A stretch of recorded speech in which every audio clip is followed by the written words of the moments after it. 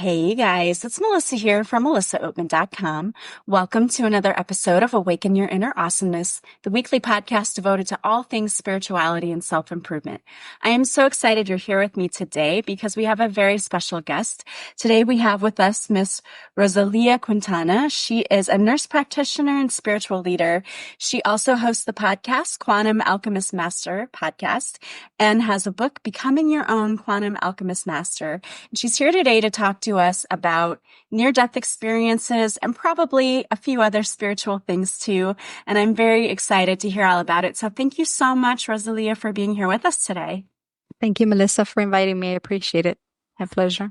And before we start talking about near-death experiences, and I'm sure being a nurse practitioner, you probably had a lot of experience with that. How did you get into spirituality? Because being a nurse practitioner is like very scientific. And we don't often think of people who are in the medical profession as being in the spiritual world as well. So that's very interesting. Can you tell us a little bit about that? Absolutely. So I got to the top of my career in 2018, top of my salary. I had done all the goals I originally wanted. I originally come from Cuba, born and raised, and from a lot of poverty. So for me, being the first person in the family to achieve a master's degree and do all these things and achieve a certain, economic level and so forth was a big achievement at that point for me. But despite getting there, I was very empty, probably the emptiest I've ever been. And I started questioning everything, right? Like, okay, this cannot be all there is. Like, what else is there? Where is God? Why am I here? What is all of this human experience? Let me just drink a little bit of water if you don't mind. So I started really looking for God outside, right? Everywhere I could. Energy work, Akashic records, everything I could get my hands on, plant medicine, anything I could, different religions, just trying to find something that resonated for me. And it was beautiful. I learned from every tool. Every tool has served a purpose, has uncovered something in my own path and my own journey of transformation that I'm very grateful for. But it really wasn't until 2022 that I had a near-death experience, where that really shifted, my view on life, and my experience here. Definitely provided a lot more grace, compassion, love, patience, just a different understanding of the experience itself. And it has changed me, and has shifted even today as a nurse practitioner, the conversations I have with my patients and the presence and and being present in the now and what I'm doing and the way I speak to them and the words I choose and the actions I take. Just everything, I see it as more connected, as beautiful synchronicities, as just infinite forms of God, interacting together. Just a different way of looking at life. But it was a deep depression, honestly, what got me to looking at other possibilities outside from just a Western medicine. And, I didn't want to use medication like SSRIs or anything like that as a form of treatment. So I just started to looking at alternatives, meditation, breath work, all of these things, that could possibly help me. And they did. That's really interesting. Do you also include those other modalities in your own practice with your patients? Sometimes I do. We usually our main, I guess you would say, because we have different things, but the ones-to-ones, they're very tailored to the person. So like if the person, is not used to learning how to control their nervous system, then we would go into different breathwork practices, into different somatic practices, into body scanning and awareness, into different tools that can first do that. Okay. When something comes up, when panic comes up, when fear comes up, when negative thoughts or looping thoughts come up, how to sit with the uncomfortable instead of running away from it. So it all varies person to person. So I would say yes to that, but it also varies because there are people that already know how to do nervous system regulation, and maybe we can skip that part and just go into something else depending on what they need. So you talked about having your own near-death experience. Can you describe for us what that was like for you? Yeah, actually very scary at first. I saw myself outside my body, and I started to see kind of like just sacred geometry all around me. And I was extremely confused. I thought I was maybe dreaming or something. I mean, I had no clue what this was. Um, and I was kind of like in this unknown, like what's happening type of, for a little bit. I don't know how long. Um, and I remember I had a thought, oh my God, did I die? And the moment I had that thought, I was just carried into this void. Like it sucked me. Like I couldn't run away or do anything or get out of it. And it was this entire darkness that felt so heavy. Like I couldn't escape it. And I was sitting with a lot of grief and guilt, and it was almost kind of like in a loop that I couldn't get out. I felt very alone, very scared with a fear.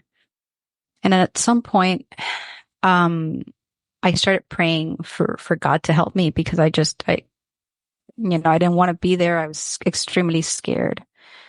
And then I was taken at some point. So there's no space time. So I couldn't tell you how long it lasted or for how long I was there or anything like that. But I was then taken to what it felt kind of like inside a sphere. And I really don't know if it would be inside the earth or inside somewhere else, but it was kind of like a sphere type of, I don't know, container, if you would call it.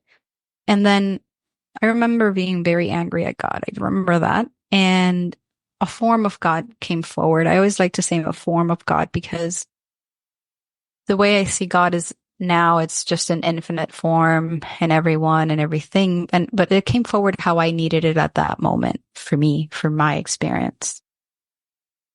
And it was just this knowing that it was God. Like there's no doubt. You just know. But instead of going right into like love or into bliss or grace or whatever, I was so pissed badly. So I was started blaming God for everything in my life, all the suffering, all the sickness. Like I wanted answers. And according to me, I had these existential questions and I demanded some sort of answers. And God literally just placed his hand right here in my shoulder. And at that point, everything was answered. I didn't have any questions. And it was the biggest love, but it goes beyond love. You really can't, it's not like anything human that I've experienced. It's unconditional love with bliss, with peace, with, I don't know. But at that point, it was like, everything is okay, you know? And I really couldn't tell you anything else other than the feeling of it. Um, it's not like I could bring back any of the information or anything. I wish I could. I think we need that. Yeah. And sometimes when I'm, not centered, I also need that. I need a reminder of like, oh, it's okay. I mean, everything, there's a reason, right? But I was also shown a life review where I could see a lot of the stuff I chose before incarnating, like my parents' place of birth. And something very particular, which I'm really, really grateful that I was shown, was what seemed kind of like a holographic but experiential at the same time.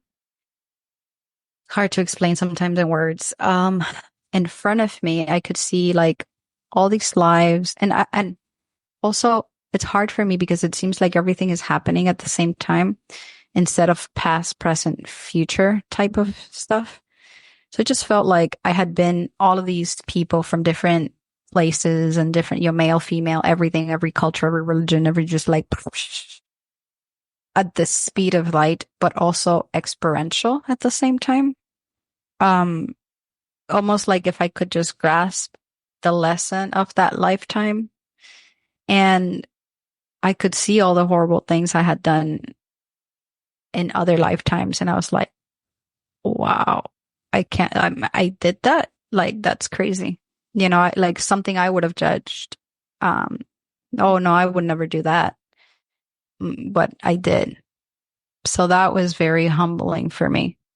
Um, Did you feel when that was going on, when you had this life review going on and you're able to see all of these things? It sounds like you're seeing past lives and maybe future lives, who knows? I But don't know. did you feel a judgment as you were Never. looking at nothing? Okay. Pure love. It was like if you're looking at a baby walking or trying to walk and it falls and there's no judgment whatsoever.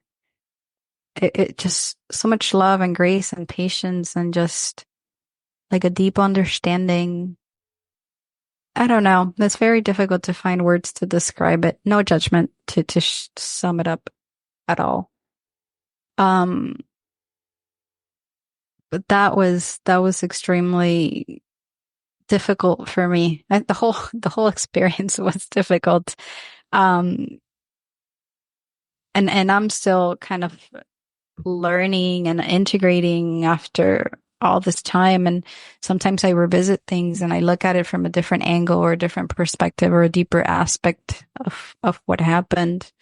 Another part that was very useful to all of it was useful, but one was in particular, I saw all of my dad's side of the family, the males in my dad's side. We're all sitting in a circle before incarnating, kind of like talking about, which lessons we were going to learn and teach each other. And unless I have to tell you, I had seen that or experienced that, I would have never either comprehended or believed it or not. I was not having it. It's like, no, Yeah. absolutely not. So, I don't know, just a lot of what I thought I knew and like just this little lifting of the veil, which is like tiny, tiny, tiny in comparison with all that is like, I don't know anything, you know? It's like, that there's a lot I don't know. So really just being able to have this human experience fully, without the lifting of the veil is like, yeah, I don't know. I don't, there's just so much that we don't fully comprehend, I guess. And when you kind of, even if it's for a tiny bit of moment that you cross and or you have that experience, however, meditating, breathwork, painting, music, what that little glimpse of love, I don't know, it's indescribable. There's no word for it, but that flows through everything in creation. Um, you understand that it is almost like so much bigger than just yourself. Mm-hmm. It is the entire ecosystem. It is just that kind of more like oneness. And I don't know if that helps. Yeah, I've heard that described before by people who like feeling like you're a part of everything. And that is hard to describe because in our human selves we want to feel separated. It's like, I'm not like so-and-so, or I'm not this, or I'm not. And especially in today's society, we're more divided than ever. And for people to experience that feeling of we're all one, I think that's so hard for people to understand and comprehend right now.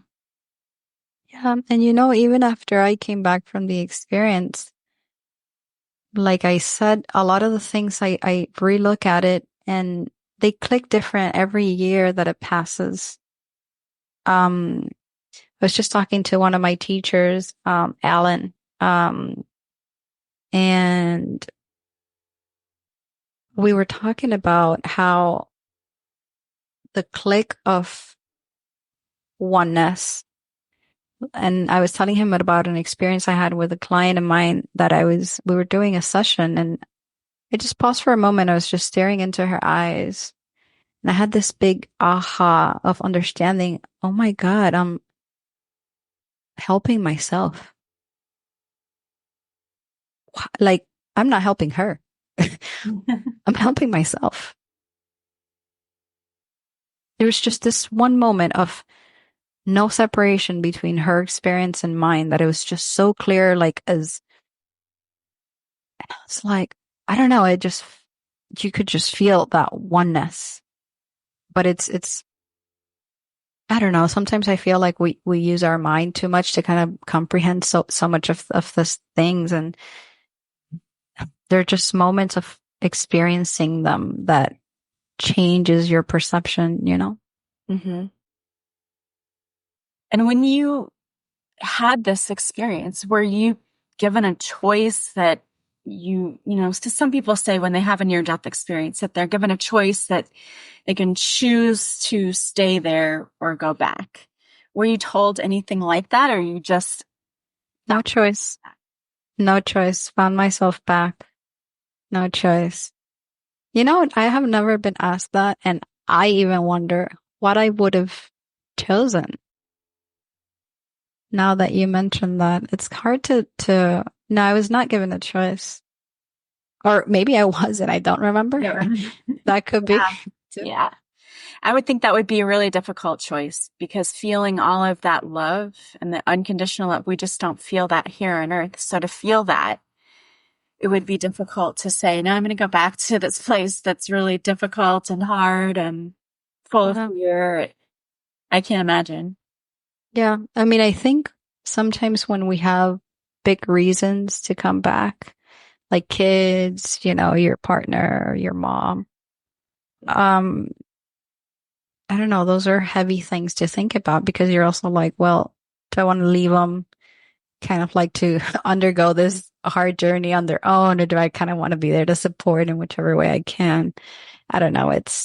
Yeah. No, I don't remember. I think that would be the most honest answer. Maybe I was, maybe I wasn't.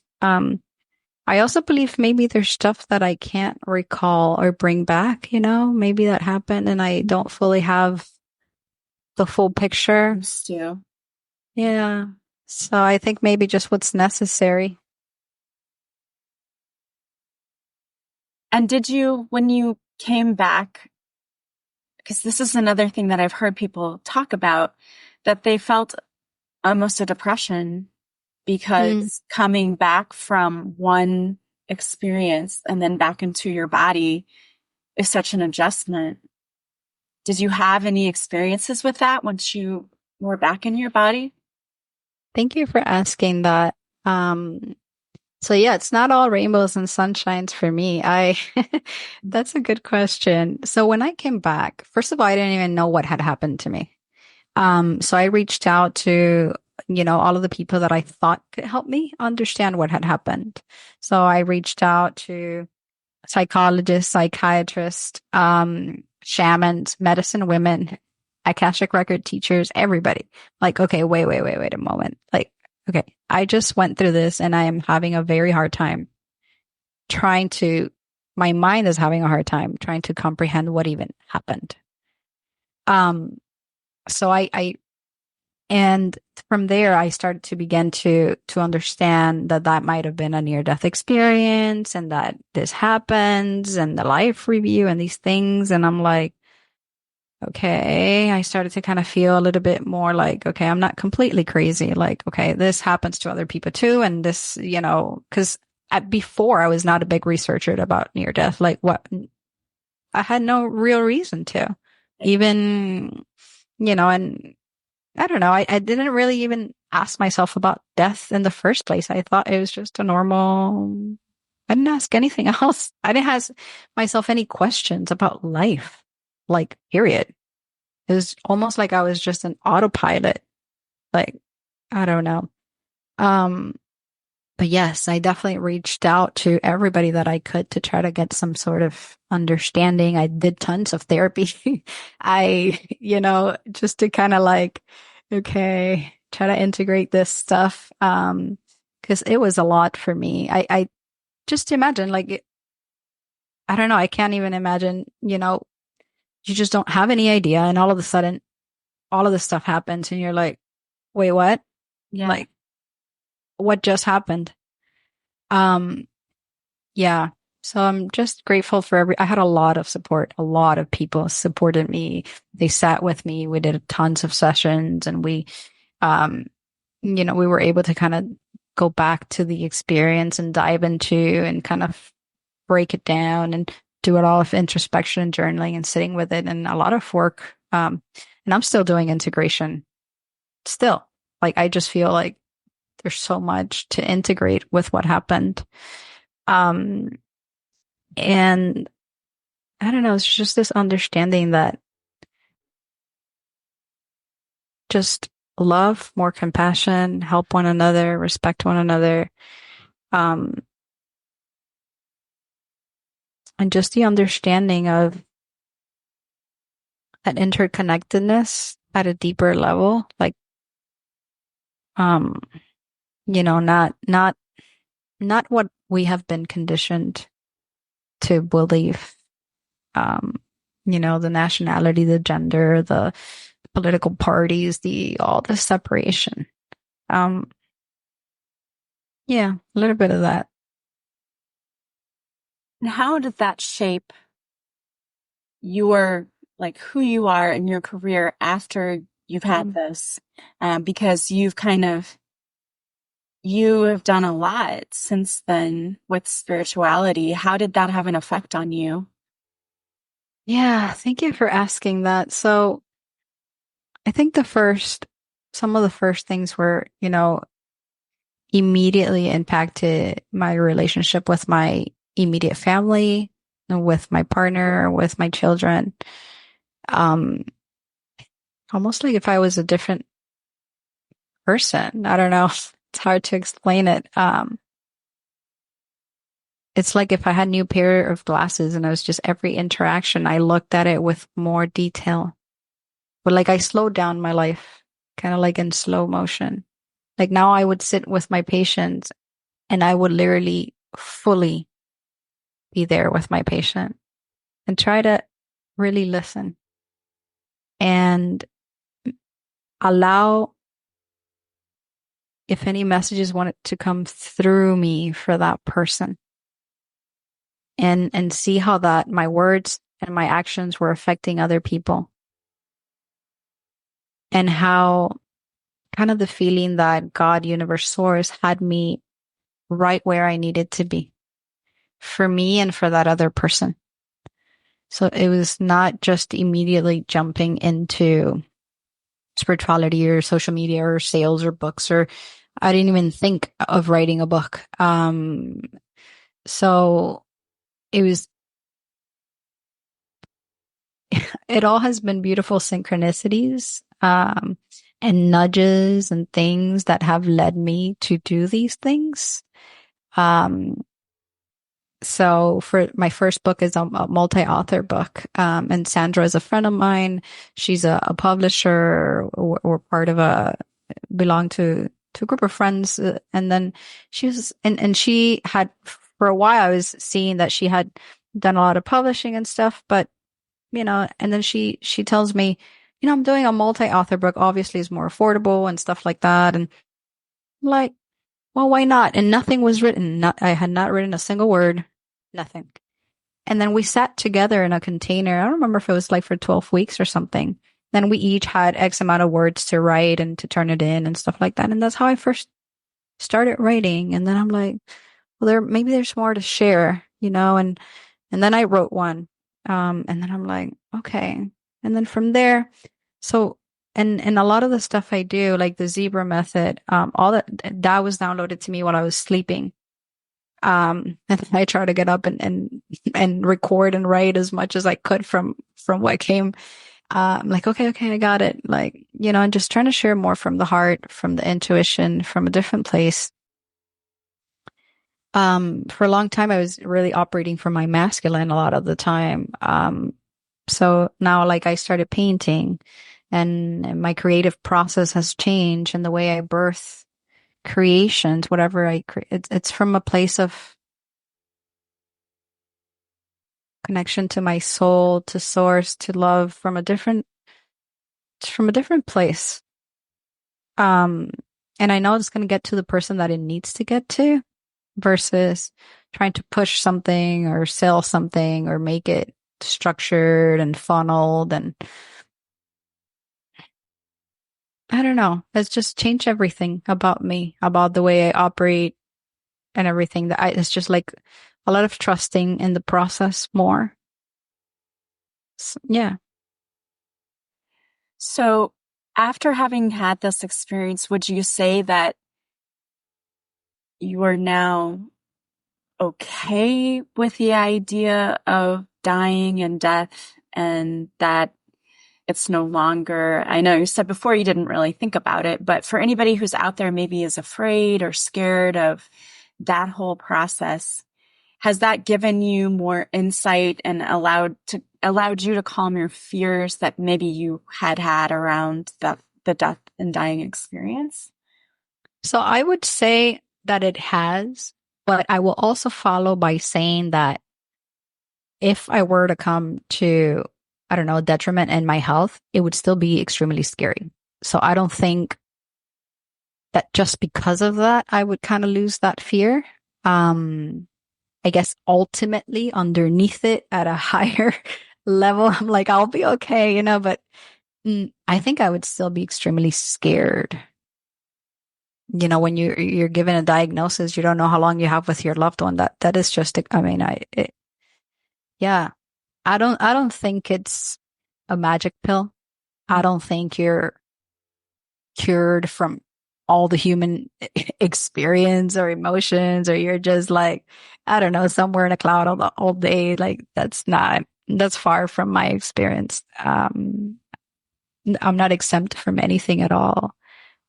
Whether it's fear, any emotions or anything, I'm here immersed in all of it with no exception, with not knowing what's going to happen tomorrow, just like everybody else.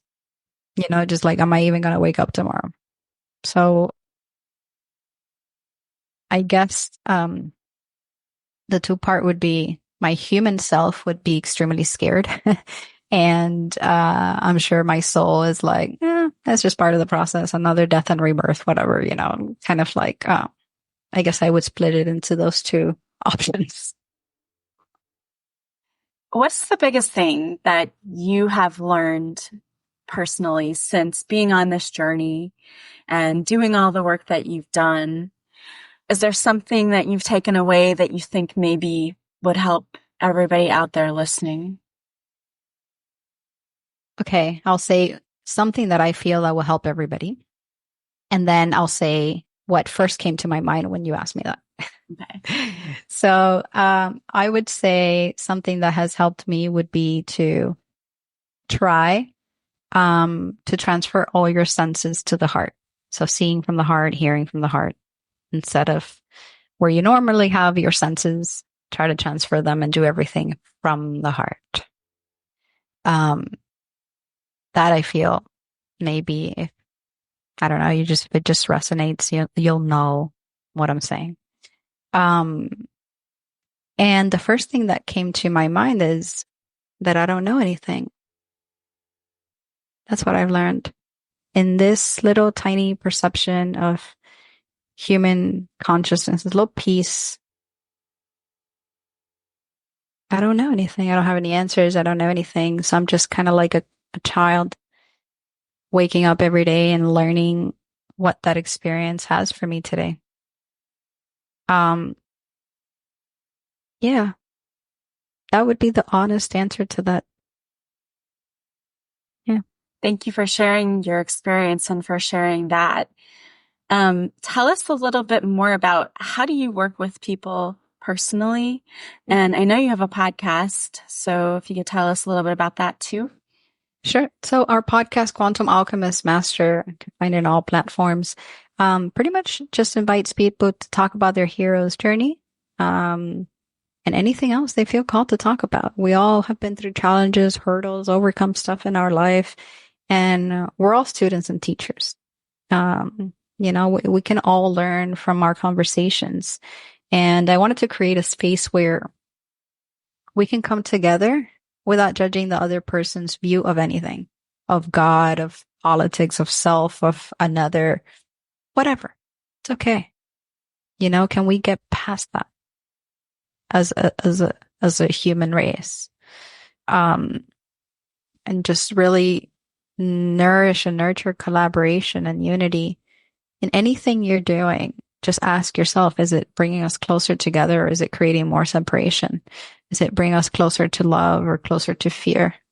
Kind of just asking those questions whatever decisions you're at, whatever beliefs you decide to believe, kind of those questions, right? Like ultimately, does it sit right with your soul at a deeper level, and is it causing harm to self or to another? I know they seem like very simple questions, but these are questions that I never asked myself ever. Yeah.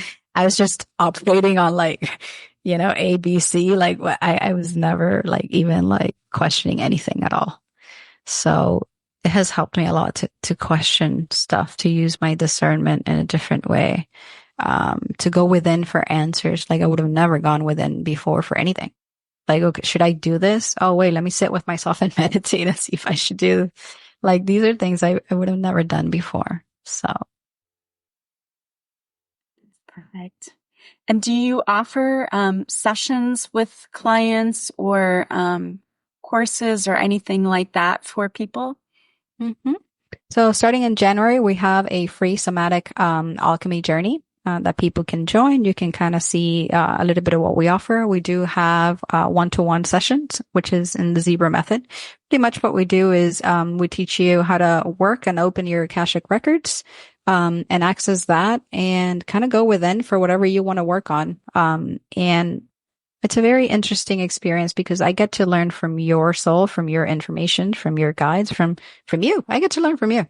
So I'm really just sitting there for support and reminding you what you already know how to do. So it's really beautiful to just sit with that and learn from that and make sure that you're safe, make sure that you have a regulated nervous system. Sometimes depending on where you go within kind of, direct you a little bit if you need it. If not, we all have our own innate intelligence, also just exploring that. And I know it's going to sound kind of weird, but if you pay me, you're going to go within.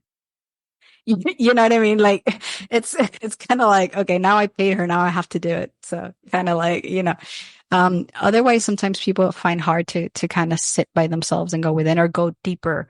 Like we go a lot into somatics, into the quantum field, into the root cause, into all timelines, past, present, future timelines. We just kind of dive, and it depends, right? You have the gas pedal and the control. You want to go lean into it, you don't. You want to explore that, you don't.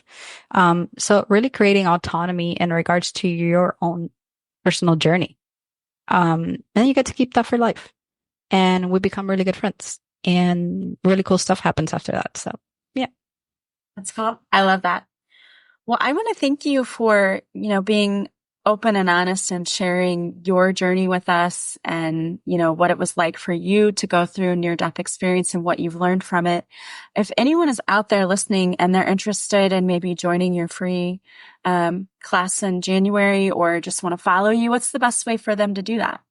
Sure. They can follow me on Instagram, Quantum Alchemist Master. Thank you so much. I appreciate that.